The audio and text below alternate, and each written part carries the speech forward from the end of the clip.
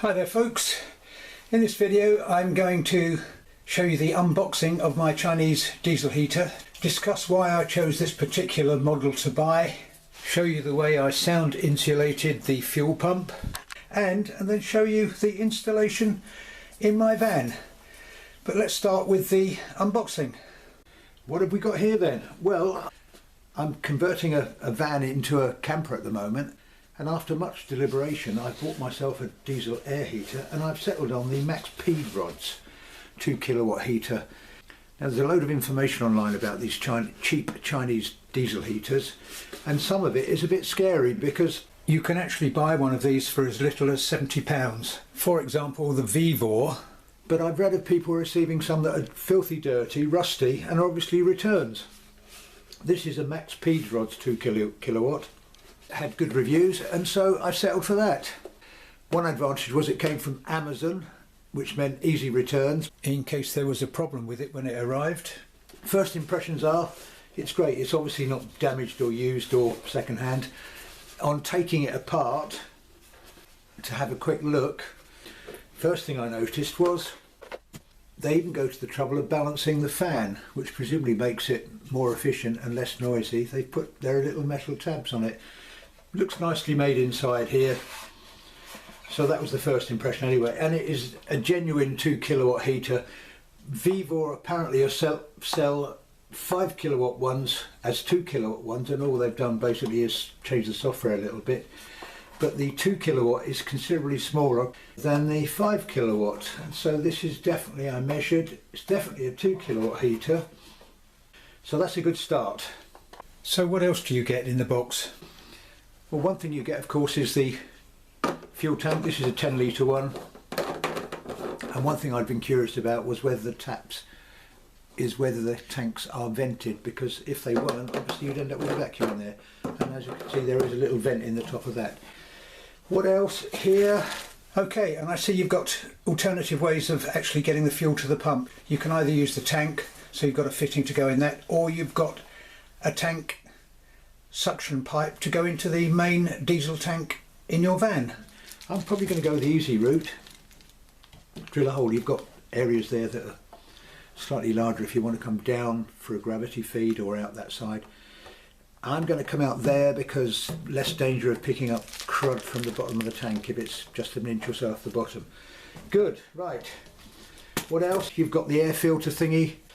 There are plenty of videos online telling you what you get in these boxes. This one has got a T-piece and 2 ducts. Fuel line, popular opinion is it's better to use a white, more rigid fuel line, and that's because the pump that comes with this actually pulses out a tiny little bit of fuel, and if there's too much flexibility in the pipe or it's a long run, it's going to affect how well that atomizes. Loads of clip. I've seen people criticising the clips, saying they're cheap and nasty. These look fine to me. That's the mounting plate. The idea being that you mount that in the van floor and that sits on the top. Quite a lot of people use what's called a turret. I'm getting one of those. My floor is ribbed, which will make it very difficult to seat this, much easier to mount it. Anyway, I'm not going to go too much into that because there's loads of videos on it. That's for the exhaust. Goes on one of those pipes. Wiring harness. That is the exhaust, which should be mounted that way because there's a drain there for condensation. That's ducting for the output. Obviously these things go there, you mount it on a bulkhead, whatever. That's pretty straightforward and obvious. That's the air intake that goes on one of those pipes with that filter on the end. That's the T-piece I mentioned. That is the control unit with a remote. That's a little rubber washer for use on this if you want to use the tank pickup. And that is the pump, which has to be mounted slightly pointing upwards, that's upwards, in the direction of flow, whichever way that is. There's an arrow on it somewhere that tells you the direction of flow. One other thing about the pump, which I've seen mentioned a lot, loads of YouTube videos on installation of these heaters, is apart from the fact it should be mounted at an angle, if you hard mount it on the chassis, because it ticks as if every pulse that of fuel it delivers is a tick, tick, tick, tick. If you hard mount it on the chassis, the sound gets transmitted through the chassis and can be quite an irritating noise. So what I plan to do is wrap it in neoprene and soft mount it to the chassis. And the fuel filter, obviously it comes from the tank to the filter to the pump, and that should have an arrow showing direction of flow, but as far as I know, direction of flow is into that end and out that end.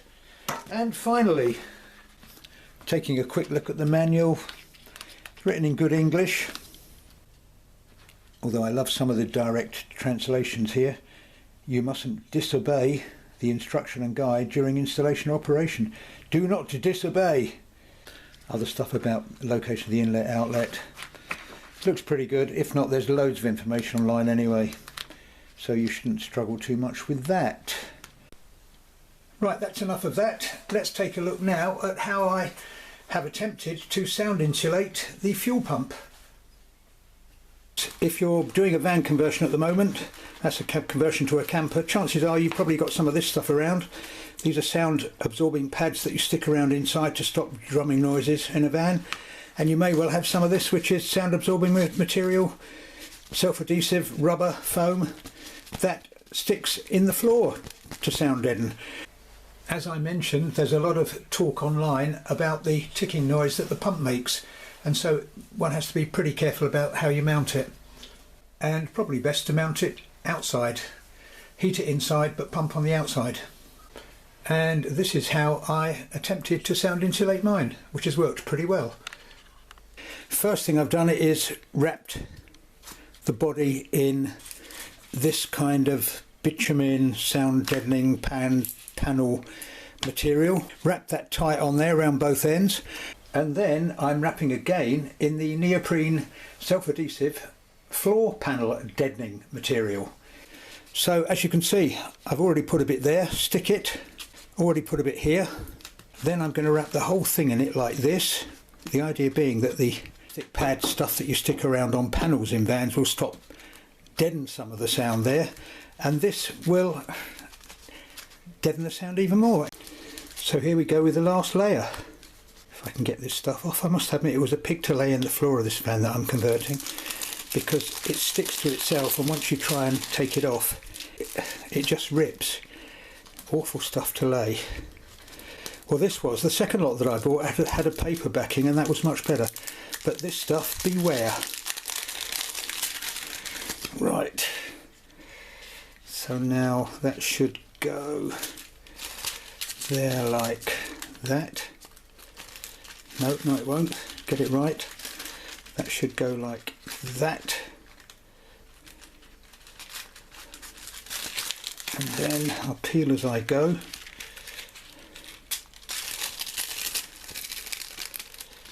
That one there. Peel as I go. Like that, and just trim that last bit. Kind of like that. Yeah. Just the job, look at that. Just the job. Well, it will bounce, that's for sure. So I could either suspend it with some cable ties.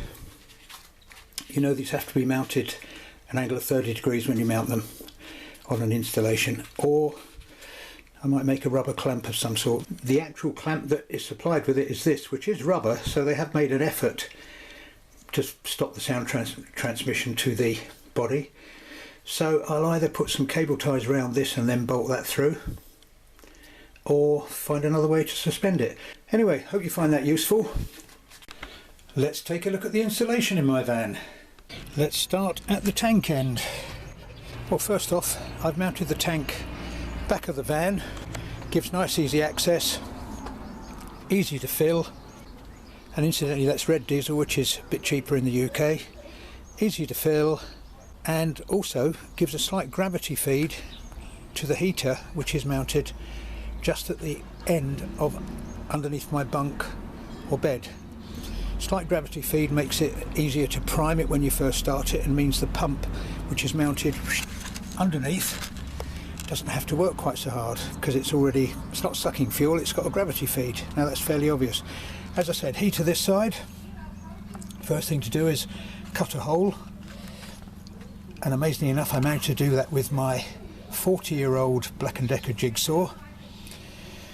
Cut the hole, mounted it, got it all wired up and fired it up, and it was blowing cold air out this end, which really puzzled me. And then I realised I'd actually mounted it 180 degrees the wrong way around. So there's a warning there that sometimes the simplest mistake is the biggest mistake. Fortunately there was enough room for me to unbolt the turret plate, lift it and turn it round, and there was still room here at the back end for it to actually go in, but tight. It would have been better the other way around.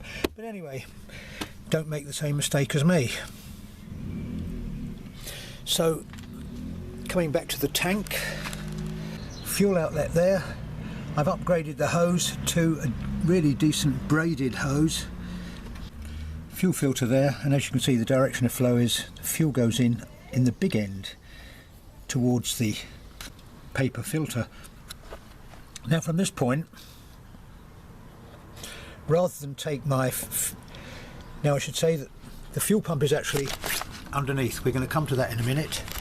But rather than take the fuel line straight down and along, lifted up this plastic cover, cut the supporting ribs a bit so that the fuel line runs along here, across here, and then it goes down to the pump. So let's get underneath and have a look at the pump. So looking at it this way, I've got the fuel pump in its sound deadening in a plastic bottle on a bracket that I've made. Fuel pipe comes out from the van that way into the pump, and then it's going upwards. That's angled 45 degrees upwards, comes out there, and this is the turret.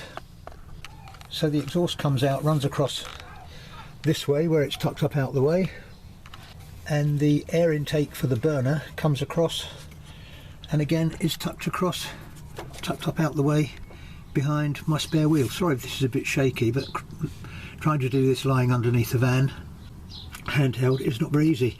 So as I say, that is the turret, and you can see with a ribbed floor it's about the only way you're going to get a seal between the floor and the mounting plate for the heater.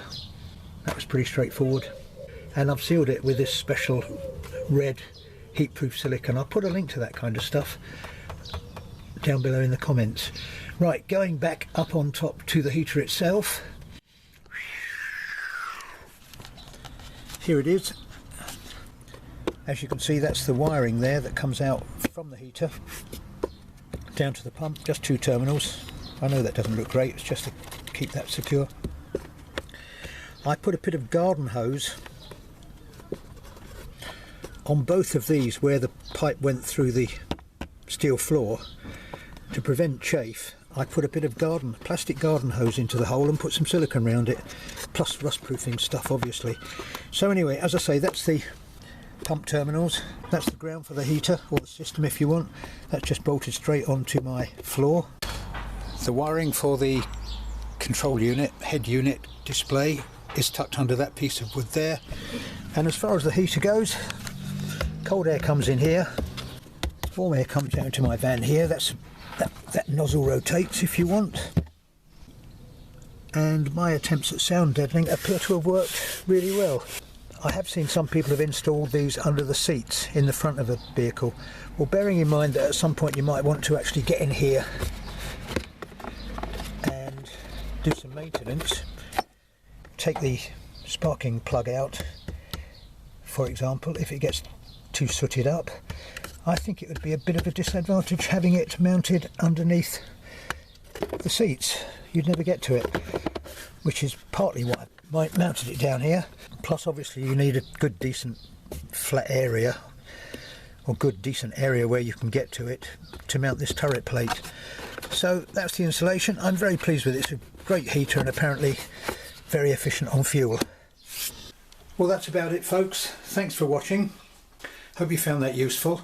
If you've enjoyed it, don't forget to give it a like, and if you want to ask a question or make a comment, you can do that below. Questions are welcome. Might make a time lapse of the conversion of my van, which took 3 months of hard work, but I'm very pleased with it. And if you'd like to see that or some of the other stuff on my channel, don't forget to take a look.